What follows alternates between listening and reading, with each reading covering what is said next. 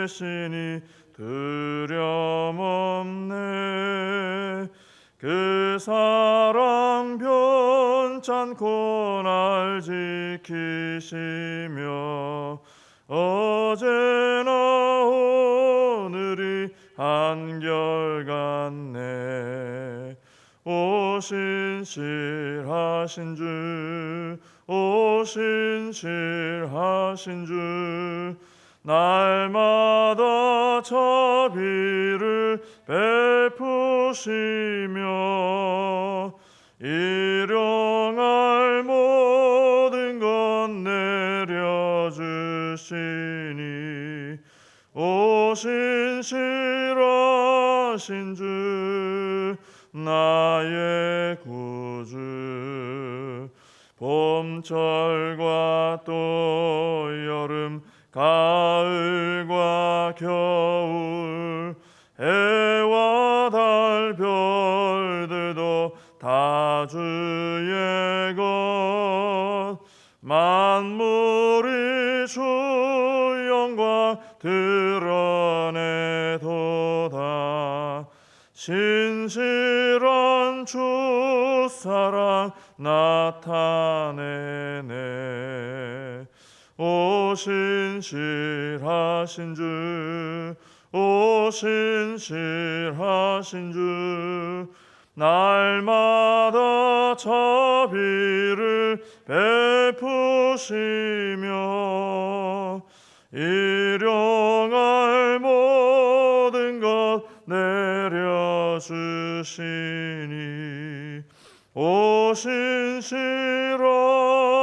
주, 나의 구주. 내 죄를 사하여 안위하시고 주 친히 오셔서 인도하네. 오늘의 힘 되고 내일의 소망, 주만이만 복을 내리시네. 오 신실하신 주, 오 신실하신 주, 날마다 자비를 베푸시며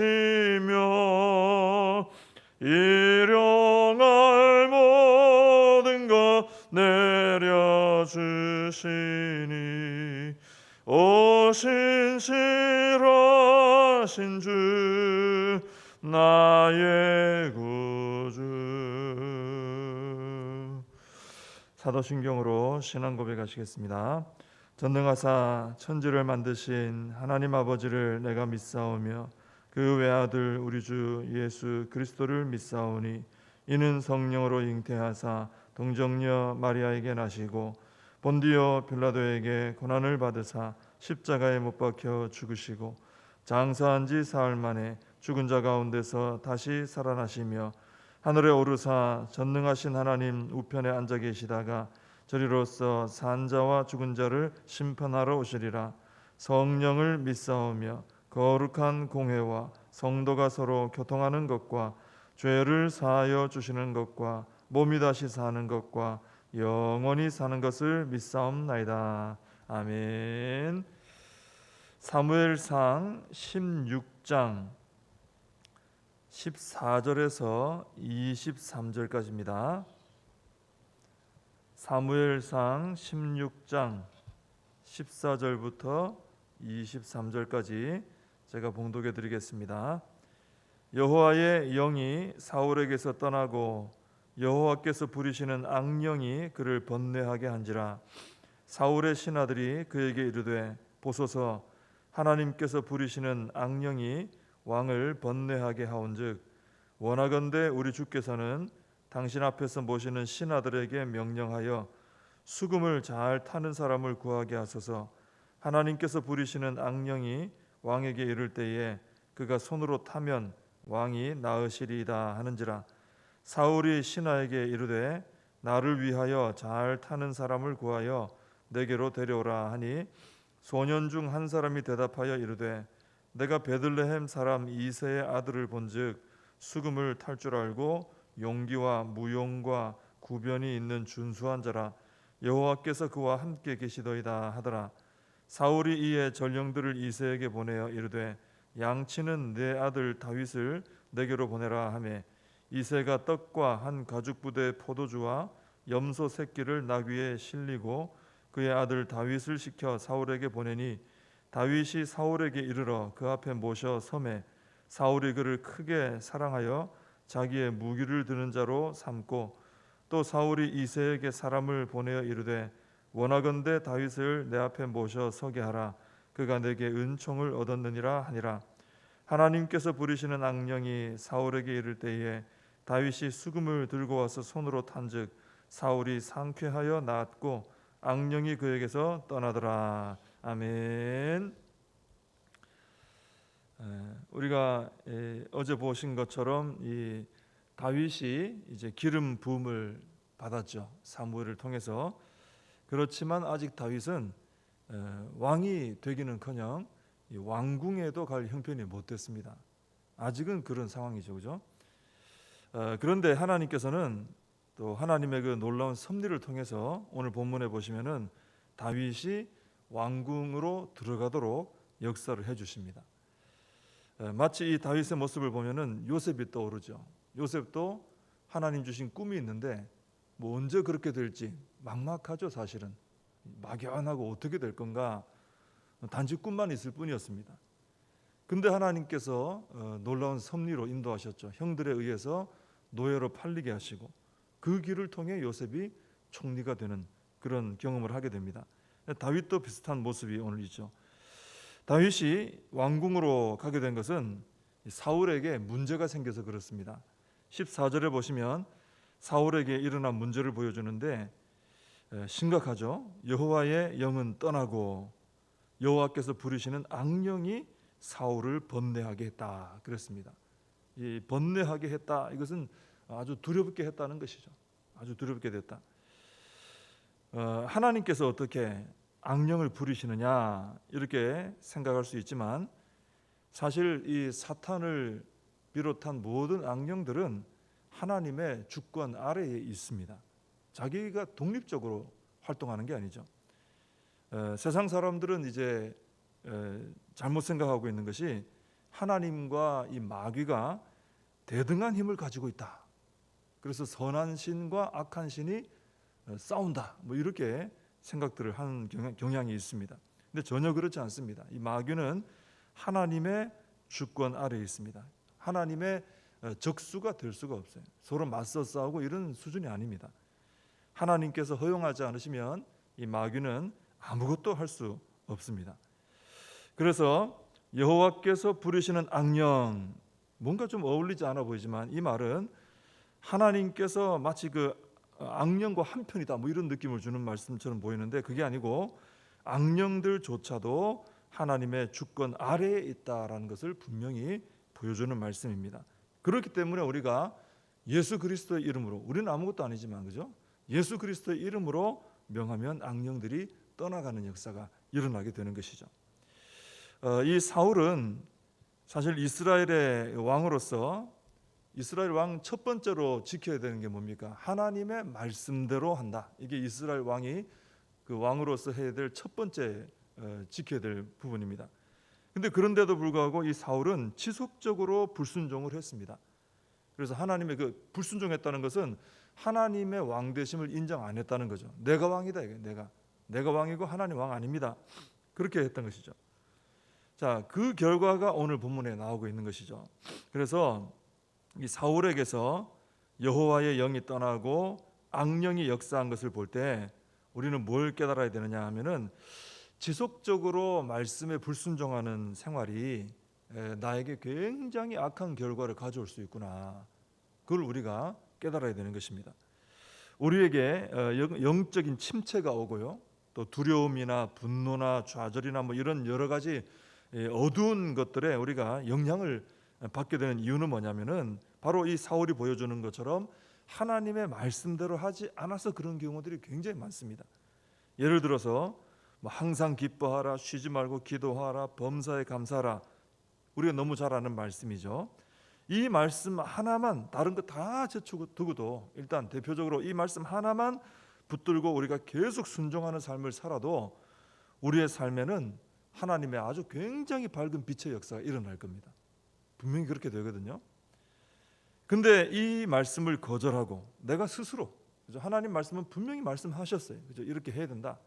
근데 그걸 거절하고 내가 스스로 자꾸 슬픔을 찾아가고 기도를 쉬는 죄를 짓고 또 불평과 원망을 선택하고 또 그런 것들을 계속 반복하고 이러면은 내 영은 어두워질 수밖에 없어요. 말씀과 반대로 가니까.